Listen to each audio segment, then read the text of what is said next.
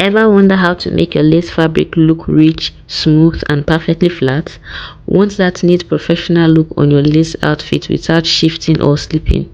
Well, in this video, I'll show you how to laminate your lace fabric to a lining using gum. A simple technique that gives your lace more smoothness and structure. So I'll be using this E7000 gum. You can use any fabric gum of your choice, but this is the one I use. So I've already cut out my lace according to my lining. I've cut it according to the size of my lining. So you know the good part is going to be facing the lace. So I turned it over so I will be able to place the gum to some certain parts. Now, when you are gumming your glue on your lace fabric, make sure that you have a piece of cloth there with you, so when you gum some parts, you use the cloth to wipe the nozzle of the gum to prevent it from spreading. So this is it. This lace I'm using, it doesn't have bold flowers, so it has small tiny flowers.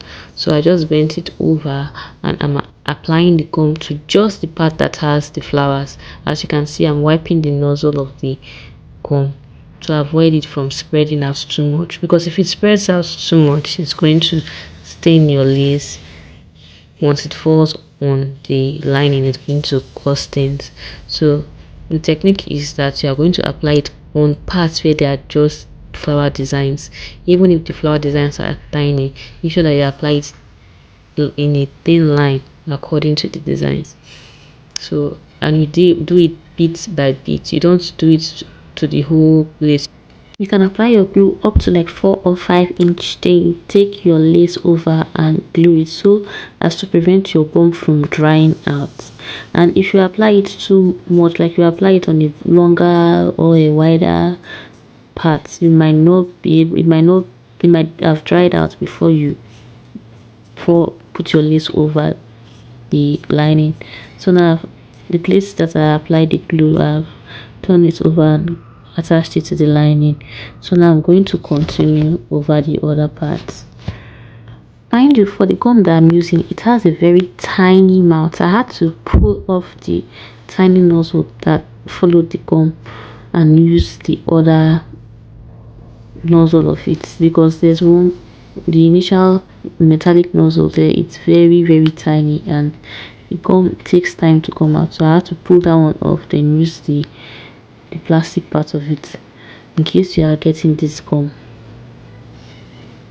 So I'm just going to apply it over the remaining part of this upper side and glue it to my fabric.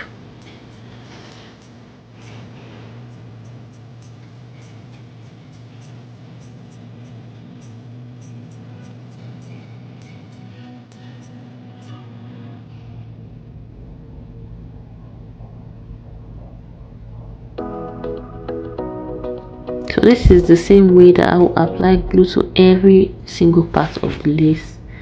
I will apply glue to every part of it and just gum it over. Then when I'm done applying glue and attaching it to the fabric, I'll just set it aside for it to dry.